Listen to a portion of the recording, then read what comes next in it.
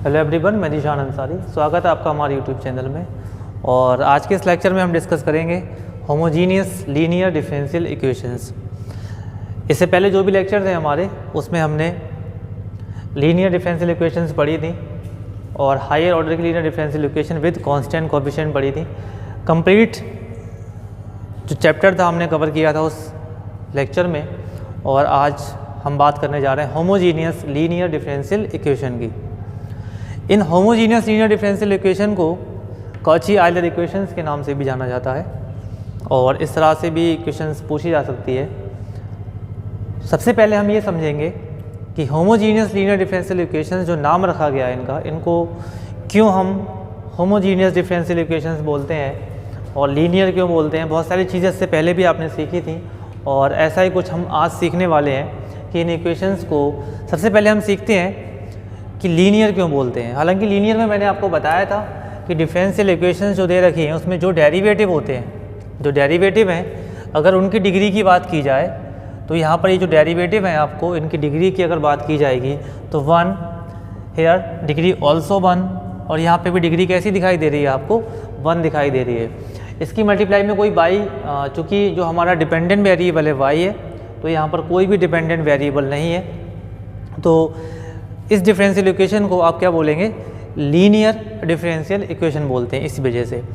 दूसरा reason homogeneous क्यों, जो वेरिएबल लगे हुए होंगे x², x³ x3, जो भी पावर्स होंगी वेरिएबल्स की, तो वो दोनों सेम रहेंगे। डेरिवेटिव का ऑर्डर, जो डिफरेंशियल इक्वेशन में डेरिवेटिव है, nth ऑर्डर का डिफरेंशिएशन करा गया है, यहाँ पर nth ऑर्डर का डेरिवेटिव लिया गया है, तो उसकी मल्टीप्लाई में जो वेरिएबल x है उसकी पावर कितनी है, n। Both are same. आप सेकेंड टर्म में आ जाइए, यहाँ पर जो डेरिवेटिव आपने किया है कितने टाइम, n-1 टाइम, तो यहाँ पर x की पावर कितनी है, n-1।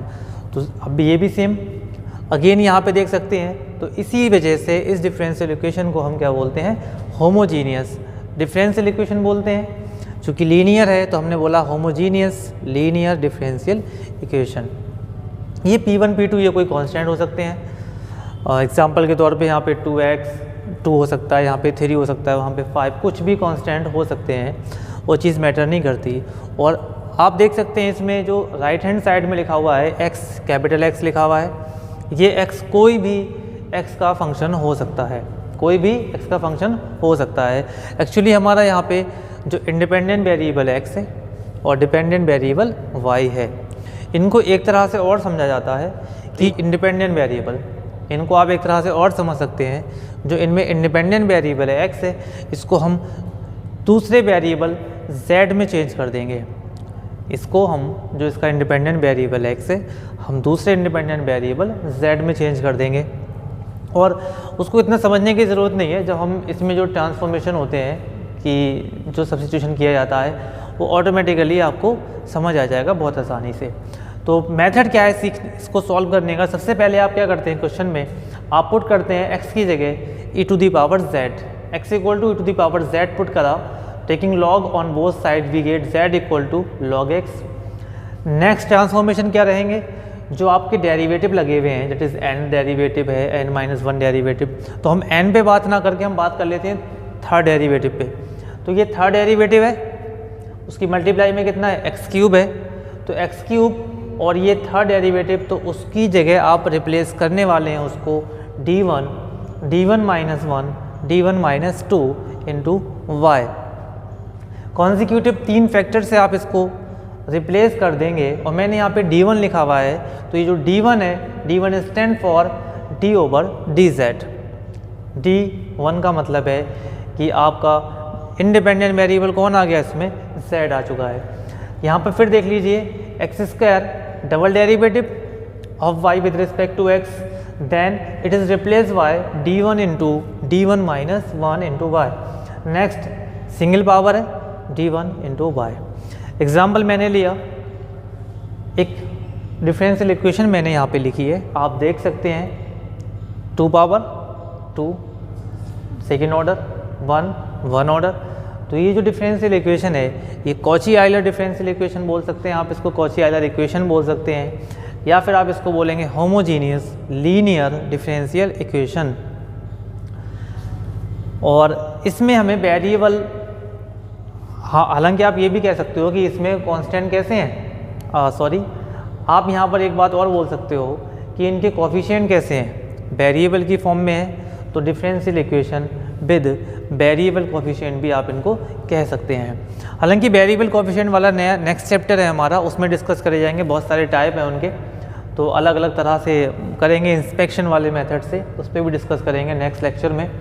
फ़िलहाल आप यहाँ पे देखिए, चूँकि ये होमोजीनियस लीनियर डिफरेंशियल इक्वेशन है, x square double derivative x single power single derivative, तो पहचानना बहुत आसान होगा, कोई इतना मुश्किल नहीं है। डिफरेंशियल इक्वेशन में सबसे इंपॉर्टेंट बात होती है कि आप क्वेश्चन को पहचान पाएँ कि ये डिफरेंशियल इक्वेशन मुझे कैसे डील करनी है।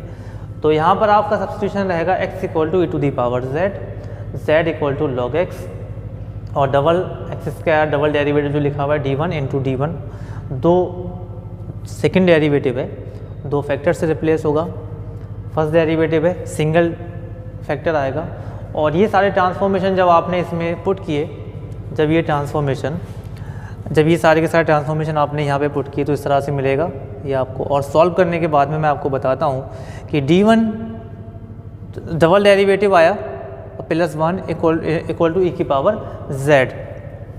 इसमें जो इम्पोर्टेंट बात है वो ये है कि आपका क्वेश्चन जो चल रहा था वो आप ऐसा समझ सकते हैं, इसको आप क्या लिखते वैसे, एक्स स्क्वायर डी स्क्वायर, शुरू से पढ़ते हुए आ रहे हैं कि टी स्क्वायर इंटू वाई इसको बोलेंगे। तो ये जो डी था यहाँ पर आपका, एक्चुअली ये डी था, it stand for derivative with respect to X. आप इस चीज़ को समझ लें, इंपॉर्टेंट बात ये थी कि यहाँ पर इंडिपेंडेंट वेरिएबल आपका एक्स था, तो डी ओवर डी एक्स। मैंने बताया कि अब ये ट्रांसफॉर्मेशन आफ्टर द ट्रांसफॉर्मेशन का प्रूफ होता है पूरा, हमें उसकी ज़रूरत नहीं है एक्चुअली। तो ये जो ट्रांसफॉर्मेशन थे ये ट्रांसफॉर्म होने के बाद में second derivative of y with respect to z, तो यहाँ पे d1 का मतलब है d ओवर dz, मतलब इंडिपेंडेंट वेरिएबल जो x में था वो z में चेंज हो चुका है, आपका इंडिपेंडेंट वेरिएबल z में आ चुका है। और इसको देखने के बाद में हमें एक चीज़ तो याद आती होगी, आप इस z को ना देखें, इसके टाइप को देखें, ये किस टाइप की डिफरेंशियल इक्वेशन है। आप देख सकते हैं ये power one linear differential equation है, और कांस्टेंट इनके कोफिशिएंट कैसे हैं, कांस्टेंट कोफिशिएंट हैं। तो ये जो डिफरेंशियल इक्वेशन है ये बन गई linear differential equation with constant coefficient, और इनको आपने लास्ट लेक्चर में सॉल्व किया था by the method of CF and PI। Okay, in differential equations को आपने वहाँ पे सॉल्व किया था। अब हम कोई एग्जांपल ले लेते हैं और एग्जांपल से करते हैं कि कैसे करके डिफरेंशियल इक्वेशंस को हमें सॉल्व करना है। तो करते हैं इस क्वेश्चन को सॉल्व। क्वेश्चन है हमारा x³ third derivative of y with respect to x and 2x square second derivative with respect to x plus 2y equal to 10x plus 1/x। Homogeneous linear differential equations पे discuss कर रहे हैं हम लोग, और आज एक क्वेश्चन उठाया हमने और डिस्कस कर लेते हैं इस पर। सबसे पहले आप इसको देखें, x³ 3 पावर तो third derivative, both are same, x square तो यहाँ पे सेकेंड डेरिवेटिव है, दोनों सेम है। तो होमोजीनियस लीनियर डिफरेंशियल इक्वेशन है हमारे पास। इसके लिए हमने सबसे पहले क्या किया था, put x equal to e⁻z, then z equal to log x। Next transformation क्या होगा, x³ dx³ equal to d1 minus 1 d1 minus 2 then y, x square second derivative with respect to x equal to second derivative है d1 minus 1 into y, and now सब all the values put in this equation, then we get d1 minus 1 d1 minus 2 plus 2, और इसके place पर आप फिर से ही substitution करने वाले हैं, तो which is d1 square minus d1, मैंने इसको मल्टीप्लाई करके यहाँ पे लिख दिया, एंड देन आपको लिखना है 2 और अपने y को कॉमन लिख लिया 10, x की value e⁻z, then 1/x becomes minus e⁻z। और जब हम इनको मल्टीप्लाई करेंगे तो हमें जो मिलेगा d1 square minus d1 minus 2 plus 2d1 square minus 2d1 plus 2, then y equal to 10 e to the power z plus e की पावर माइनस z। इनको सॉल्व कर लेते हैं तो d1 cube minus 2 d1 square minus d1 square plus 2 of d1 plus 2 d1 square minus 2d1 plus 2 and y equal to 10 to the power z plus e की power minus z। Next step में क्या मिलेगा हमें, और यहाँ से कुछ cancel होगा, 2d1 एंड ये माइनस 3d1 स्क्वायर प्लस का 2d1 स्क्वायर तो d1 क्यूब और minus d1 square plus 2 y equal to 10 e to the power z plus e की पावर माइनस z। आपको लिखना है वेयर जो d1 है stand for derivative with respect to z। तो आपको जिस तरह से मिला, और अगर हम इसकी बात करें अब कि ये जो मैंने इसमें इसको लिया है सर्किल में इस तरह से, डिफरेंशियल इक्वेशन जो लिखी हुई है लेफ्ट हैंड साइड में अगर बात की जाए तो differential equation of third order with constant coefficient, और लीनियर है, linear differential equation with constant coefficient बनेगी यहाँ पर। अब इसको हम वैसे ही सॉल्व करेंगे जैसे हमने लीनियर डिफरेंशियल इक्वेशन सॉल्व की थी कांस्टेंट कोएफिशिएंट वाली, तो उसी वे में इसको सॉल्व कर लेते हैं। तो सॉल्व करने के लिए देखिए क्या करेंगे, राइट ऑक्सिलरी इक्वेशन। जब आप इसकी ऑक्सिलरी इक्वेशन लिखेंगे तो हमें मिलेगा m cube minus m square plus 2 equal to 0। इसके रूट्स निकालने के लिए हम क्या करेंगे, पुट कर दें m इक्वल टू -1 तो -1, और यहाँ से मिलेगा आपको -1 plus 2 equal to 0 equal to 0। तो m इक्वल टू -1 ने इसको सेटिस्फाई कर दिया, मतलब m इक्वल टू -1 इसका एक रूट है, और बाकी दो रूट जो मिलेंगे हमें कुछ इस तरह से मिलेंगे, m इक्वल टू -1 और बाकी मिलेगा। और जब आप डिवाइड करेंगे क्यूबिक इक्वेशन को, अगर आपको सॉल्व करने नहीं आता है तो आप इसको देखें, तो सॉल्व करने के बाद जो हमें रूट्स मिलेंगे 1 प्लस माइनस आयोटा, दो रूट्स ये वाले मिलेंगे और एक रूट्स आपको ये मिल चुका है। तो यहाँ से आप सबसे पहले क्या लिखोगे, CF, क्योंकि ये वाली जो डिफरेंशियल इक्वेशन है ये बन चुकी है linear differential equation with constant coefficient. इनको सॉल्व करने के लिए आपको पहले CF लिखना होता है। CF इसमें ये रियल वाला है, तो C1 e to the power minus m1 है, m1 इज़ -1, और यहाँ पे x आता, अगर इससे पहले जो आपने डिफरेंशियल इक्वेशन की थी वहाँ पे जो d हुआ करता था वो कुछ इस तरह से था कि d2y suppose d3y dx cube. Independent variable कौन था, वहाँ पे x था। तो जो आंसर में इन्वॉल्व होते हैं वो इंडिपेंडेंट वेरिएबल होते हैं, बट यहाँ पर ये जो लिखा हुआ है ये लिखा हुआ है d³ by third derivative with respect to z, ये लिखा हुआ है। तो यहाँ पे कौन इन्वॉल्व होगा, z इन्वॉल्व होना है यहाँ पर, प्लस अब इनके लिए लिखना है तो इनके लिए कैसे लिखेंगे, और C2 पहले e की पावर अल्फ़ा होता है, और अल्फ़ा तो अल्फ़ा की वैल्यू कितनी है 1 है, तो e की power z, then C2 cos beta, beta की वैल्यू कितनी 1 cos z प्लस C3, और ये रहेगा आपका sin z।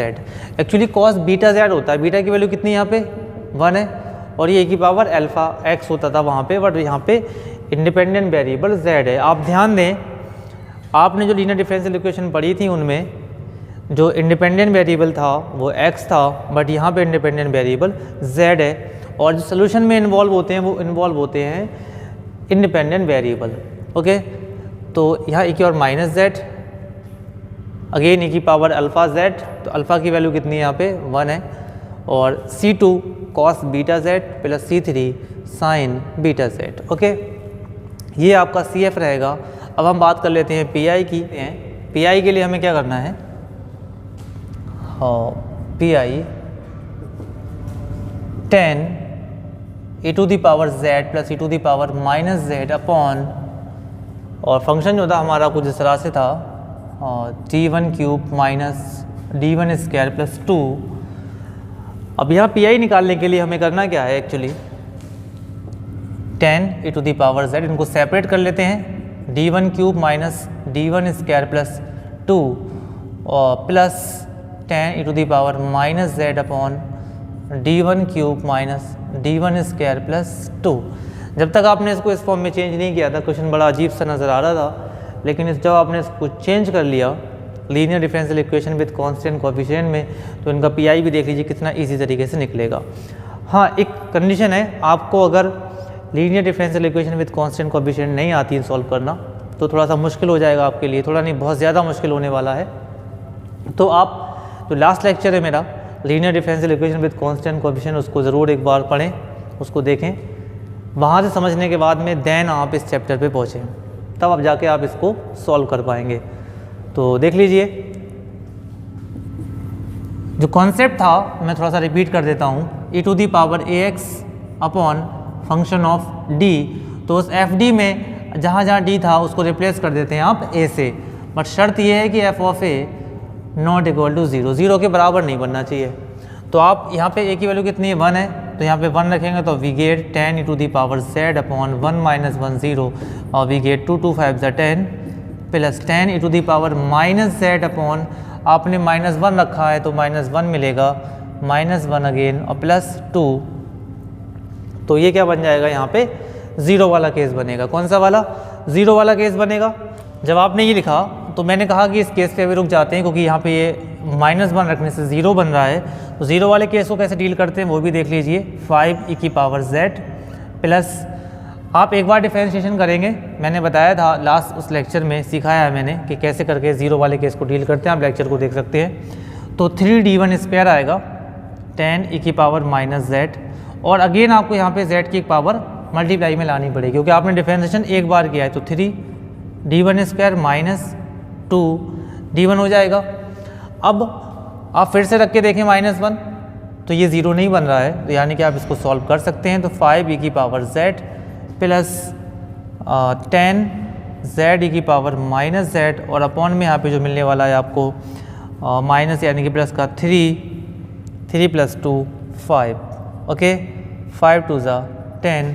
तो हमें कुछ इस तरह से मिला पी आई 5 e की power z plus 2 z e की power minus z, this is your P I.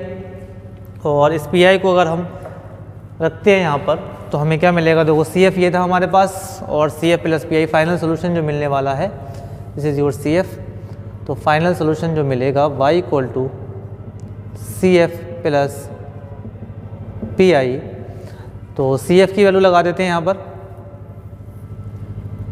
5 e की power sorry C F c1 e की power minus z plus e की power z, c2 cos z plus c3, और ये sine z plus P I 5 e की power z plus 2 z e की power minus z।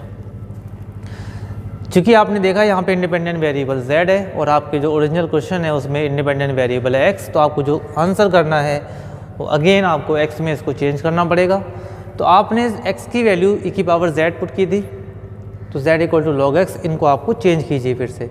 c1 जब e की power z equal to x है तो minus से रिप्लेस करेंगे तो 1 अपॉन x हो जाएगा, प्लस ये x, c2 cos log x plus c3 sine z की जगह log x हो जाएगा, प्लस 5x प्लस 2, और ये log x और अपॉन में x, this is your final answer y equal to